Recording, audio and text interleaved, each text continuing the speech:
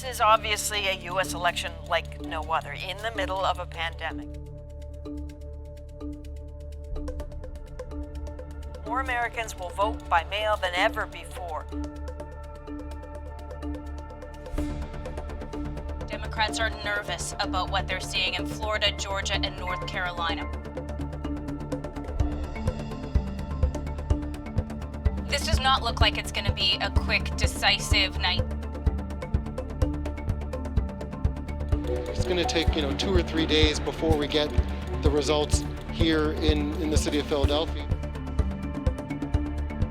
He certainly has been tweeting, and I quote, "We are up big, but they are trying to steal the election." This is a fraud on the American public. This is an embarrassment to our country. We were getting ready to win this election. Frankly, we did win this election. We believe we're on track to win this election.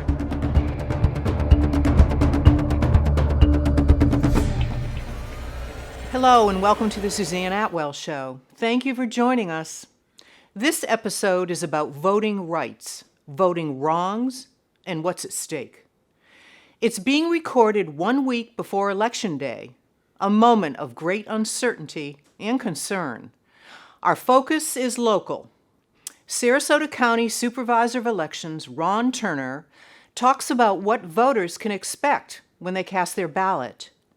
Respected community leader Renee James Gilmore shares the inspirational story of the struggle for voting rights in Sarasota County.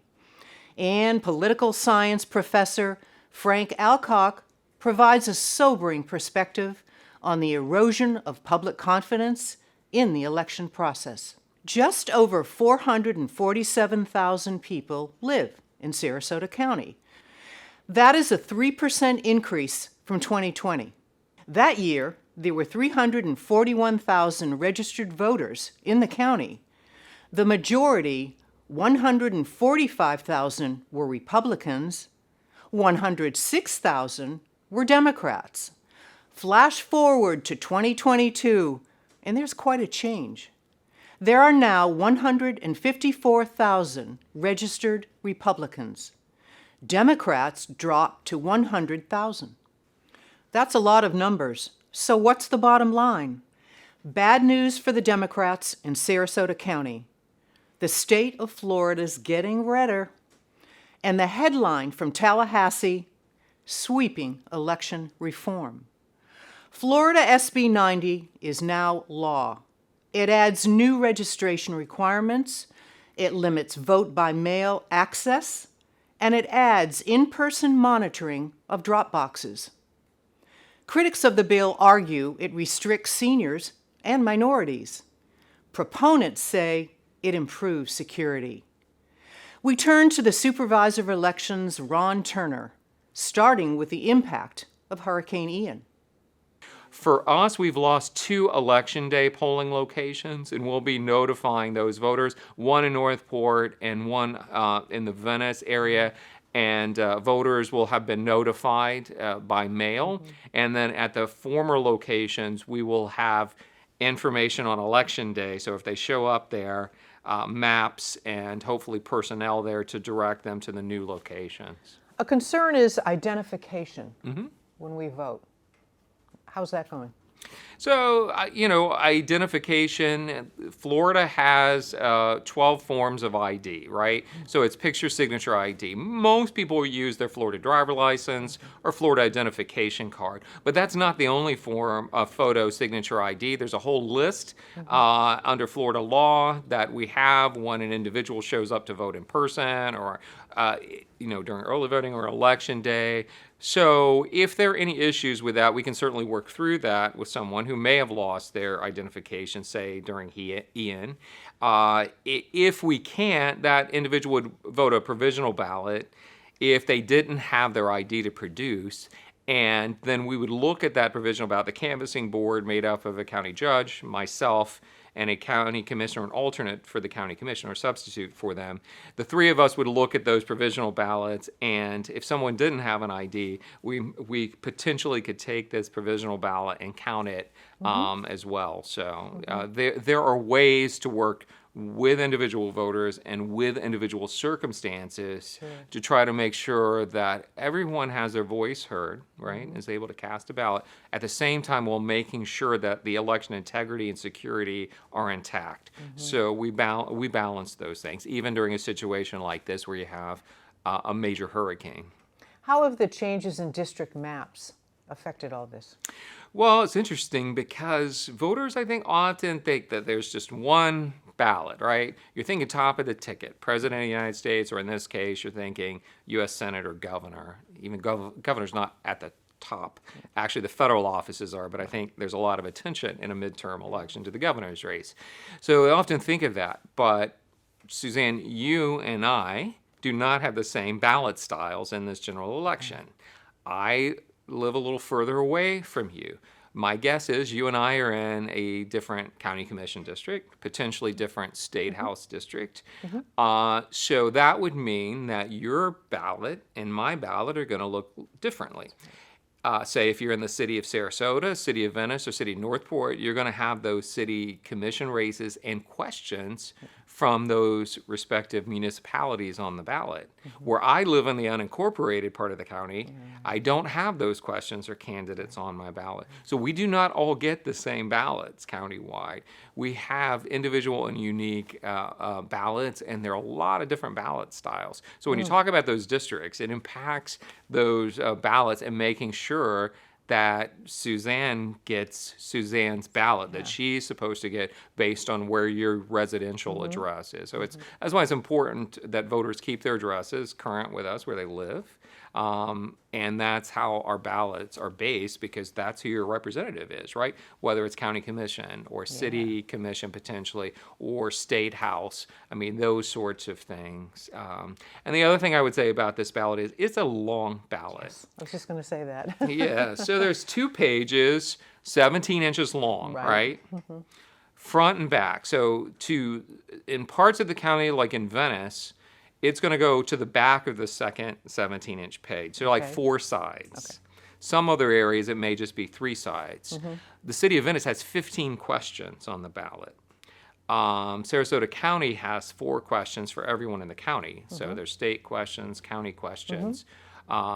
Northport has some questions, so does the city of Sarasota, but the longest ballot style is in the city of Venice. So for those voters there. Interesting. 2 questions. How would you describe the November 2020 election for accuracy and security? Here in Sarasota County, we had more than 80% turnout in the 2020 general election.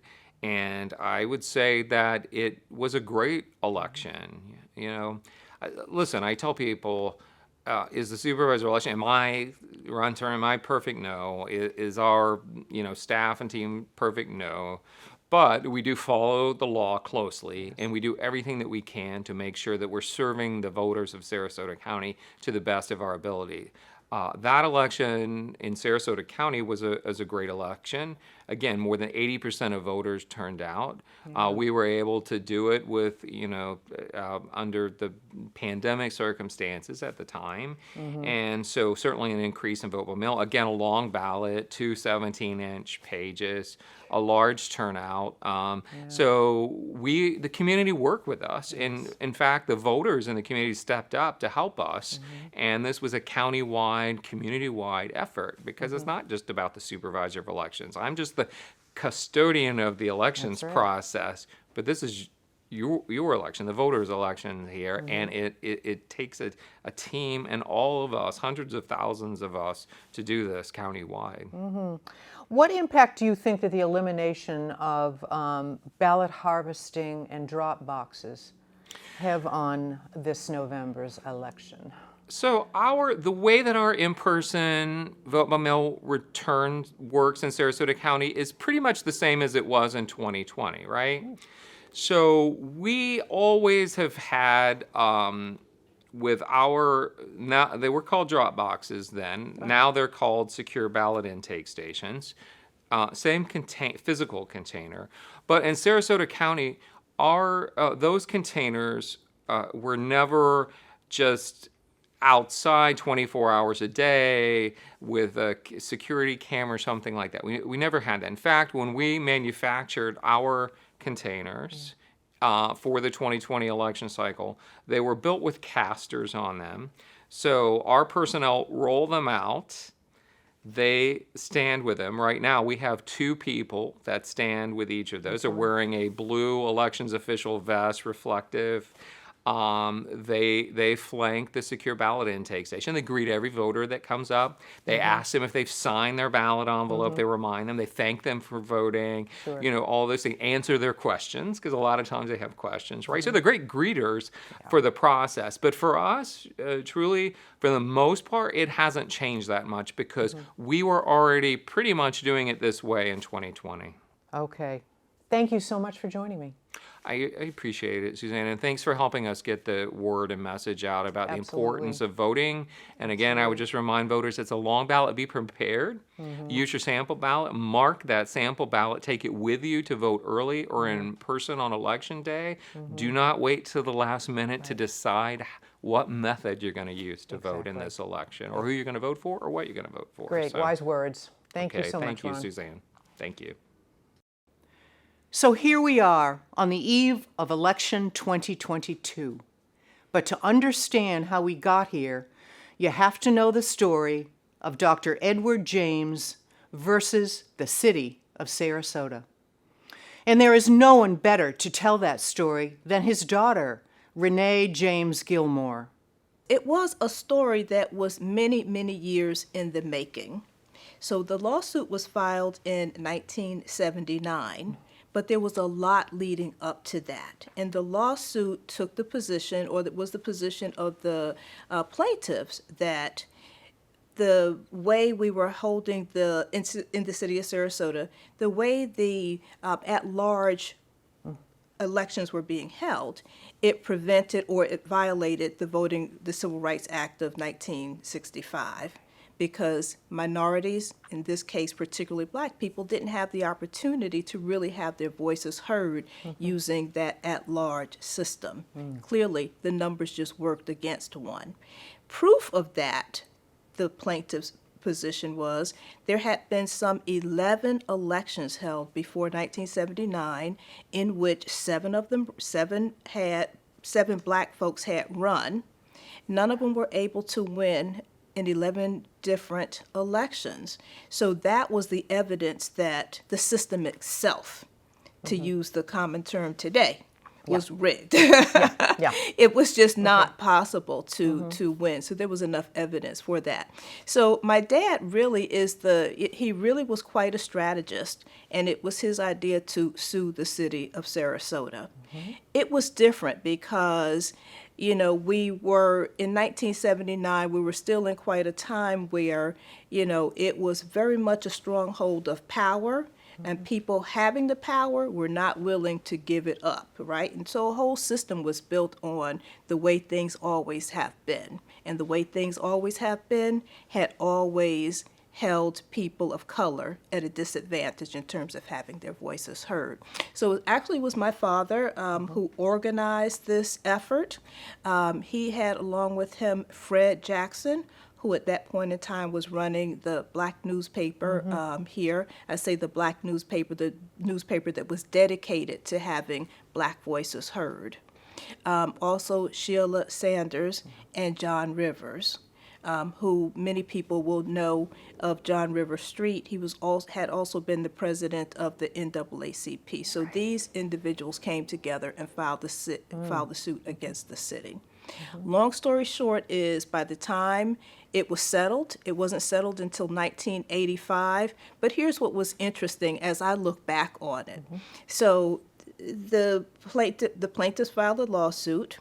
Fred Atkins, who we all know now is the first black to be elected to the city commission, he actually worked with the law firm and he did some of the research. He was a young budding activist at that point in time. He did some of the research.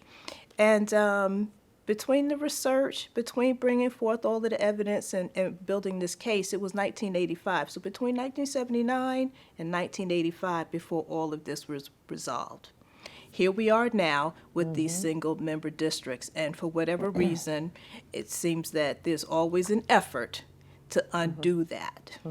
Well, to that point, that was 40 years ago.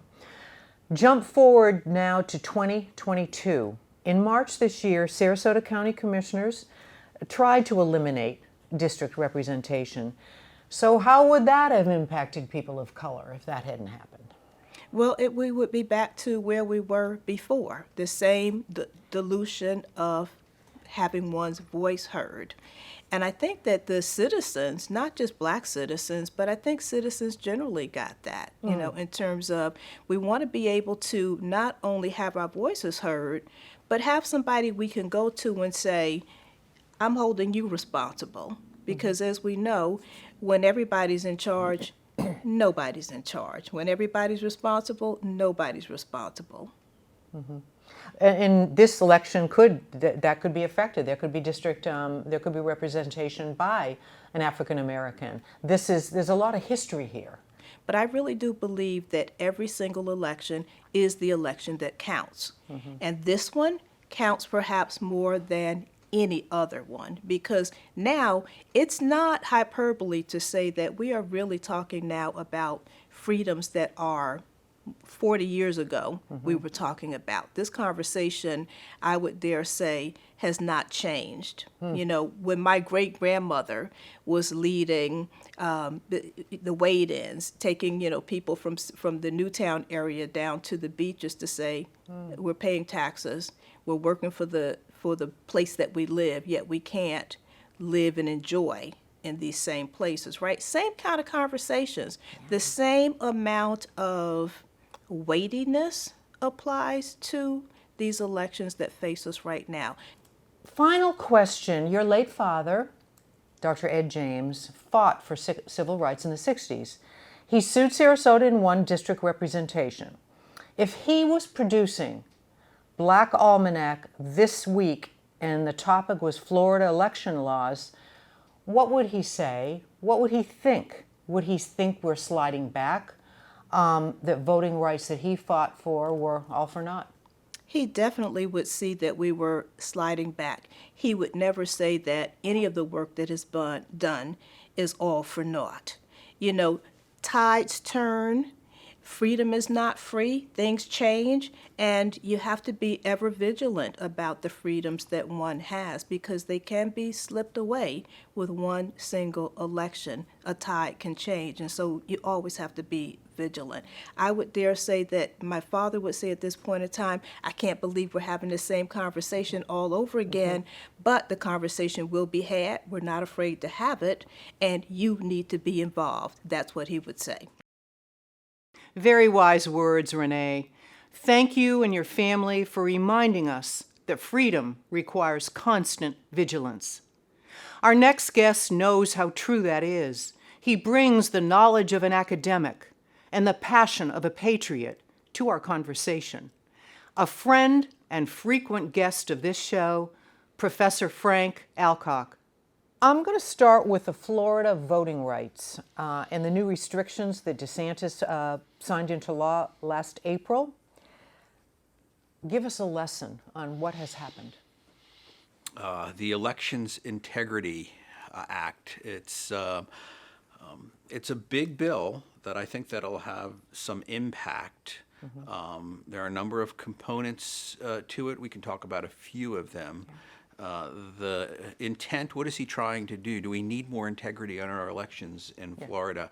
You know, actually, I think our elections are going okay, all things considered.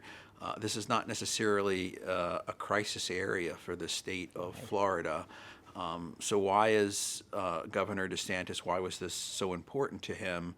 I mean, nationwide, if you just wake up in the morning, turn the TV on or pick up the paper, everybody's talking about elections integrity. Some of us call it the big lie, but that things need to be done to prevent elections from being tampered with or stolen in the future. So there's an optics component to this act. I also think there are a number of elements. There's some I think that have some legitimacy to them, but there are a number of components to the bill that are going to put a number of obstacles in place, and different degrees of harassment that will have an impact of suppressing votes. What is ballot harvesting and why was it terminated? Ballot harvesting, the idea is that a third party will be collecting multiple votes, one or more votes, from those that are casting votes and transporting them to an intake site, whether that be the elections office or a drop box. So there's a chain of custody issue there. Different states, they're all over the map in terms of whom it would be allowed, whether it would be a family member in some cases, a designated third party. Alabama is the only state that nobody's allowed except the person casting the vote to actually drop it off in a drop box. And so it hasn't been completely eliminated in the state of Florida, but there have been a number of restrictions that are put upon the practice of a third party being sort of a component of the chain of custody, collecting a lot of votes and dropping them off. Would they disproportionately affect one party or another? So convenience matters, and we have different segments of our society and our electorate that are more or less reliable in voting. We believe as a country voting is very important and we should all do it. The reality is that you throw a few barriers or make voting inconvenient for certain segments of society, often more marginalized groups and or lower income groups, which tend to be more inclined to vote Democratic. Those are the ones that the convenience of having a drop box or a secure intake a site within the community, the ability to have assistance in terms of whether it be voter registration or other things that are done to make voting easier. You put some barriers in the way, and that's they're going to be the ones that are mostly affected. A lot of it targets more mobile voters or lower income voters. So lots of pressure being put upon supervisors of elections. Every year, there's now an obligation for them to go and quote unquote scrub the rolls. And one of the criteria that they need to look at is if somebody didn't vote for a year, which would be pretty common for different segments of society to miss 1 year. They now have to verify. And those that are moving around or changing addresses in the state of Florida, it's going to become harder for them to vote. I think that's going to be a barrier for a lot of people. So where do we stand on the eligibility to vote after a felony conviction? Starting with the constitutional amendment that passed by 65% back in 2018. It did. So on paper, in our Constitution, the right to vote should be restored after one serves all of their time, their probation, and pays their fines, so long as that they weren't convicted for a violent crime. And that is a very large number of individuals that, if you look at our Constitution, should have their voting rights restored.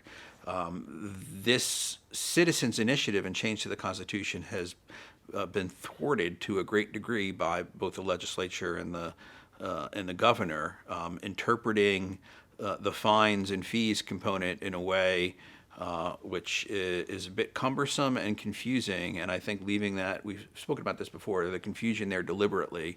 Then also what we've witnessed in the past few months with the Office of Election Security and Crimes and the roundup of close to a dozen individuals for voting fraudulently. There's a clear intentional purpose there that I think goes beyond protecting the integrity of the elections. But what we saw here in Florida there were some individuals, I think 10 or 12 of them, that were arrested. And what they had done, in most cases, somebody approached them, providing them with an indication that they could vote. They sometimes asked supervisors of elections. They were given ballots that they probably shouldn't have been given. They voted, and then they're rounded up and charged with new felonies at the threat of sending them back to jail for a long period of time. I think that that's a big signal. I think that's less about pleasing Republican voters than it is sort of threatening some of those that former felons that have served their time, that if you make a mistake and you're not 100% sure, even if somebody tells you you can vote, I may put you back in jail for a very long period of time. That's going to scare a lot of people. Even those that have had their right restored and can legitimately vote, they're going to be very frightened about what they just saw happen this year. Speaking of scaring everybody, share your opinion on voter confidence in the election process and what this means. What this ultimately means to the integrity of our democracy. The stress test to our democratic institutions they continue to intensify. What we're witnessing in terms of feeding and fanning flames about election integrity, coupled with sometimes overt efforts to suppress votes. Nobody seems to be happy with the system on either side of the aisle, and confidence is fading. Integrity in the system, belief in the system, confidence in the system that we have here in this country, it's a victim of this. It's only worsening, and this is only worsening it. Frank is right. Things are getting worse. The seed of doubt that was planted with a big lie has grown into a giant vine that is choking democracy. The first casualty has been truth. Left unchecked, the final will be individual freedom. Yes, the system is stressed, but it's not broken. Every vote counts as long as we count every vote. And when we do, respect the results. That is the only way out of this mess. If you would like more information about election law and voting rights, click these links. And you can always watch this episode and all our previous episodes on my website and YouTube platform. Well, that wraps up another one. Hope you learned something and enjoyed the show. Until next time, thanks for watching. I'm Suzanne Atwell, and I'll see you around town.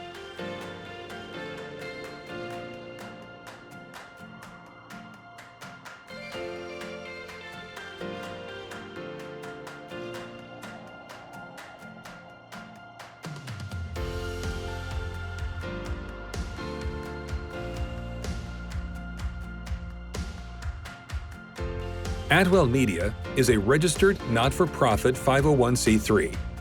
If you would like to support local public service programming like this, please visit our website, SuzanneAtwell.org, to make a tax-deductible donation. Thank you for watching.